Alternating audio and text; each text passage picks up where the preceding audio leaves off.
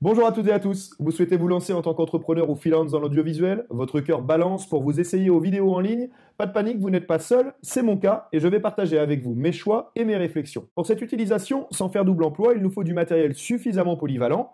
Après la réalisation de vidéos d'entreprise, d'événements et de reportages d'actualité, je souhaite donc partager avec vous quelques vidéos tout en continuant et améliorant mon activité principale. N'oubliez jamais de bien vous questionner sur votre utilisation, la mienne est claire. Certains d'entre vous sont des fonceurs et d'autres plus raisonnés, ils examinent, analysent, étudient le pour et le contre, plus ou moins longtemps. Ce bilan complet est fait pour vous. Dans cette nouvelle aventure, quoi de plus naturel que de commencer par le commencement, le choix du matériel. Tout d'abord, quel budget y consacrer?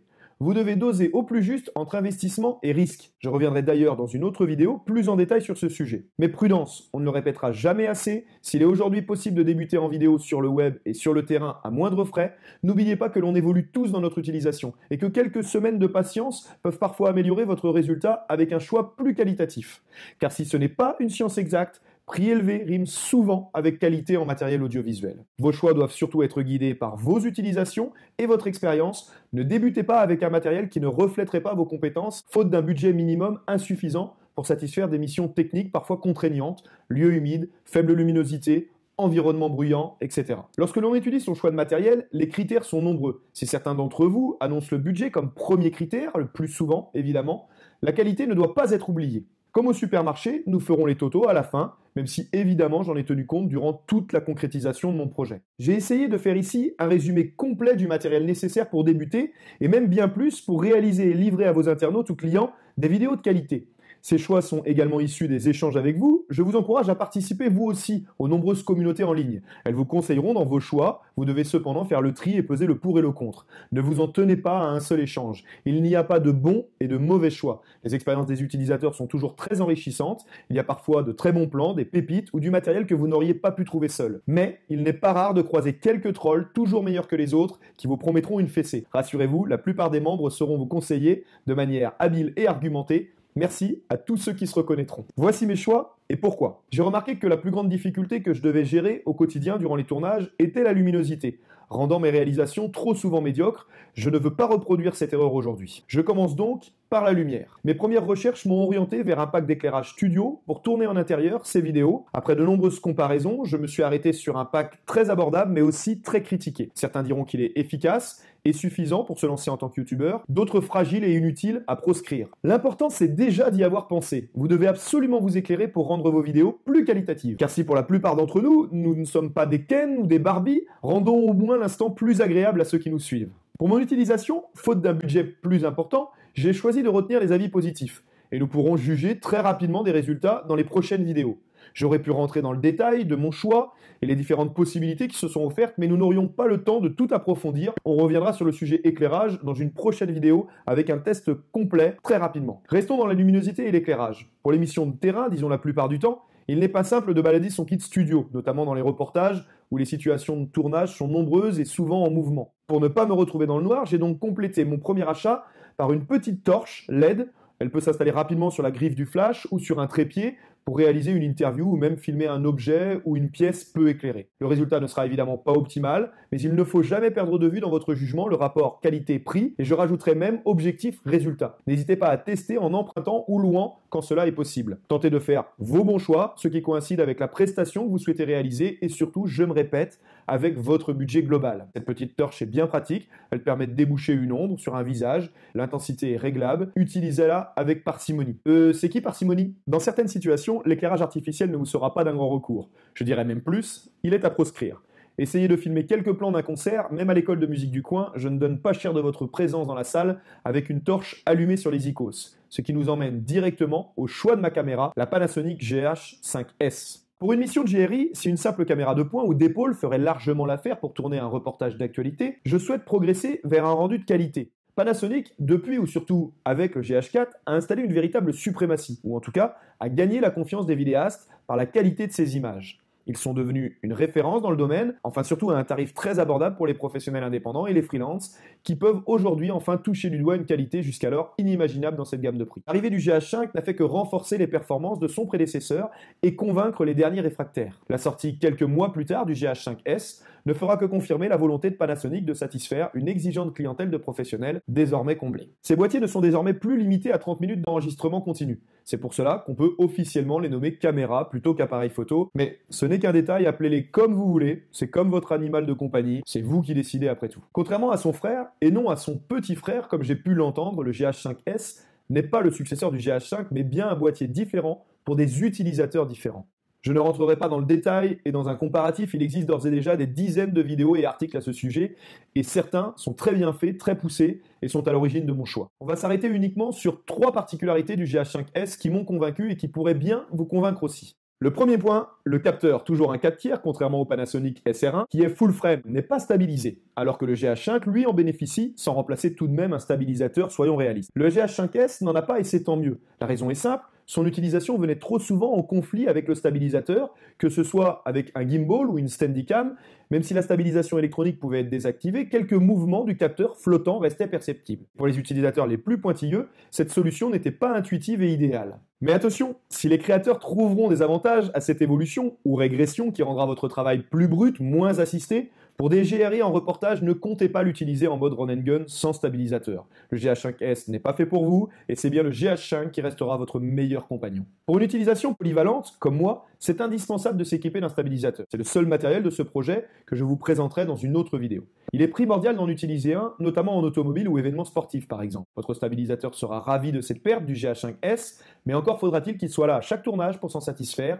Ne l'oubliez pas, il fera pleinement son travail et améliorera ainsi de facto votre résultat final de façon époustouflante. Avant la vidéo, j'ai découvert la photo il y a plus de 15 ans. Je rassure les plus jeunes, le talent n'attend pas le nombre des années, on n'est pas dans le Bordelais, et d'ailleurs moi, je le cherche encore. J'ai déjà pu assister à 2 révolutions dans notre métier, l'arrivée du numérique et la montée en sensibilité des capteurs. Enfin, le photographe allait arrêter de nous faire chier à l'église avec son flash. Nikoniste à la base, c'est le Nikon D3 qui est l'un des premiers à nous avoir offert la possibilité de photographier dans la pénombre tout en obtenant un résultat bluffant et surtout sans grain à 6400 ISO. Certains annonceront beaucoup plus, mais restons pragmatiques, c'était déjà superbe et révolutionnaire. Et bien aujourd'hui en vidéo, Panasonic le propose sur son GH5S. Et donc, number 2, le deuxième point fort, le Panasonic GH5S est la version low light du GH5. Montez de 6400 à 12600 ISO et filmez vos plans dans des environnements sombres en obtenant un très bon résultat. Soyons clairs, il ne faut pas perdre de vue que cela ne vous fera pas filmer dans le noir, il faut être raisonnable pour obtenir quelque chose de satisfaisant dans ces conditions. Cette caractéristique sera très appréciée lors des concerts, des conférences, des visites d'usines, pas toujours éclairées suffisamment, des événements culturels, bref. Vous reconnaîtrez ou vous connaissez déjà ces situations. Mais attention, il ne faut pas oublier, comme le point précédent, également un allié indispensable dans toutes les situations. La qualité de vos objectifs fera le gros du boulot et on y revient très vite. Troisième et dernier argument, le plus convaincant, le plus important, la cerise sur le gâteau, le pur bonheur, et c'est sincère, le bouton anodisé rouge. Panasonic pourrait même en faire un élément de marque tellement ce petit coup des designers est apprécié. C'est mon cas, mais aussi j'ai pu le constater dans de nombreuses vidéos que ce coup de cœur est partagé. C'est top, on aime ce genre de détails, nous les geeks ou plutôt les technophiles. Il y a encore de nombreuses autres améliorations que j'aurais pu vous citer. Je vous ai parlé de celles qui m'ont convaincu, mais il y a aussi l'amélioration de l'autonomie, le passage de 180 à 240 images par seconde en slow motion, le V-Log désormais préinstallé, etc. Comme je le disais il y a quelques secondes, si le boîtier fait bien son job, n'oubliez pas, mais vous le savez, l'importance des objectifs. Malgré mon expérience, j'ai toutefois souhaité l'avis des utilisateurs du GH5 et du GH5S pour finaliser ce choix sur le groupe Panasonic d'ailleurs. Chacun est venu exposer son avis, l'argumenter, certains de façon adroite et justifiée, d'autres de façon catégorique. Comme je l'ai dit plus tôt, si ce choix est personnel en fonction de ses expériences, son utilisation et trop souvent son budget, il y a quand même des incontournables, ceux qui font que l'on est in ou off. Le budget que j'avais laissé sous-entendre pour l'achat d'optique était de 1000 €. Les internautes ont tous été dans le même sens, tentant de me convaincre pour le couple Panasonic 1835 et 3500 à 2.8, qui répondait parfaitement à une utilisation polyvalente, mais explosait mon budget. Ils m'ont convaincu. Si vous choisissez le GH5S, ne sacrifiez pas le choix des objectifs pour une question de budget. Ce ne serait pas judicieux de choisir un boîtier offrant de très bonnes performances en basse lumière pour venir le brider avec un choix d'optique à la focale trop large et donc aux performances médiocres. Il n'y a pas d'objectif miracle et 2 objectifs c'est le minimum pour travailler dans de nombreuses situations. Pour le GH5S, il existe de nombreux autres couples gagnants, notamment avec l'utilisation des adaptateurs et des optiques Canon qui conservent la transmission des données. On en reparlera dans une prochaine vidéo. Trancher ces choix, ce n'est pas toujours facile. Quand on aime prendre le temps d'étudier toutes les possibilités, fouiner pour économiser un max et gagner en budget, Mais une fois que l'on a fait notre veille, recueilli les infos, les avis, il faut se lancer. Pour moi, le plus dur a été avec un accessoire pour lequel je n'accordais jusque-là pas assez d'importance. Je le sous-estimais trop souvent, ce qui rendait mes réalisations bancales, le micro. Que dis-je? Un accessoire? Mais non, c'est justement là mon défaut. Ce n'est pas un accessoire, c'est primordial. Le son est votre ami, votre allié, le précieux. Dans une vidéo, vous ne devez même pas prêter attention au son. Il doit être idéal, à souhait, pour presque savoir se faire oublier et être agréable. Vexé de mon constat d'échec, je n'y suis pas allé par quatre chemins, et je ne peux que vous encourager chaudement à ne pas faire l'impasse. Ce serait votre première et plus grosse erreur. Dans mon choix, j'ai pu prendre en compte les différentes contraintes de mon utilisation, souvent nomade, en pesant toujours le pour et le contre. Vous êtes peut-être comme moi, je multiplie les rushs sur le terrain, c'est ensuite une véritable galère pour synchroniser les images au son en post-prod. C'est chronophage. Franchement, on n'y pense même pas en reportage d'actu, il faut être réactif. Mais pour cette crainte, mon argument tombait à l'eau en 2 secondes. Une équipe de magiciens a fabriqué un logiciel merveilleux qui synchronise en quelques secondes le son et l'image. Je n'ai pas testé, mais il paraît que c'est une tuerie. Et d'ailleurs, puisque je n'ai pas testé, je ne suis pas convaincu. D'autant plus que cela ne nous éviterait pas les nombreux clics supplémentaires sur les rushs sélectionnés pour les extraire et les synchroniser. Vous devez vous tourner vers du matériel simple d'utilisation. Non pas que certains d'entre nous ne soient pas au point sur l'utilisation de leur matériel, que l'on n'utilise souvent qu'à un tiers de ses possibilités, mais professionnellement, le temps est toujours compté et chaque seconde gagnée d'un projet, tournage ou montage est précieuse. Pour la captation sonore, l'adaptateur d'origine proposé par Panasonic, le DW-XLR1, est sûrement le choix le plus évident et le plus simple, alimenté par votre GH5 ou GH5S. Il vous offrira 2 entrées XLR jack, avec l'alimentation fantôme bien sûr, et la possibilité de permuter micro-lignes, mais j'ai préféré opter pour un choix plus polyvalent et plus performant, pour un budget nettement inférieur, le Zoom H6. Pourquoi? Arrêtons-nous quelques secondes sur ce choix, le plus difficile et le moins évident pour moi. Si des marques comme Rode ont encore à faire leurs preuves pour certains pros sur leur qualité, chez Zoom, ils ne souffrent eux d'aucune réputation hasardeuse, notamment déjà parce qu'ils ne soufflent pas. Souffre. Ok. Véritable caméléon, le H6 sait s'adapter à toutes les situations. Le micro X et Y, 2 micros unidirectionnels, réglables de 90 à 120 degrés. Le micro mid-side, avec un micro unidirectionnel et l'autre bidirectionnel pour restituer un son stéréo bluffant. Un micro canon pour vos interviews, attention à pas trop vous éloigner de votre sujet quand même. Et enfin, une dernière capsule avec 2 entrées XLR jack supplémentaires, plutôt destinées aux musiciens à mon sens. Ces différentes combinaisons vous offrent la possibilité de couvrir un large panel de missions avec une super qualité. En plus de l'utiliser avec votre boîtier via la prise jack, vous pourrez également l'utiliser pour toute autre prise de son autonome. En externe, il enregistre sur une carte SD jusqu'à 128 Go.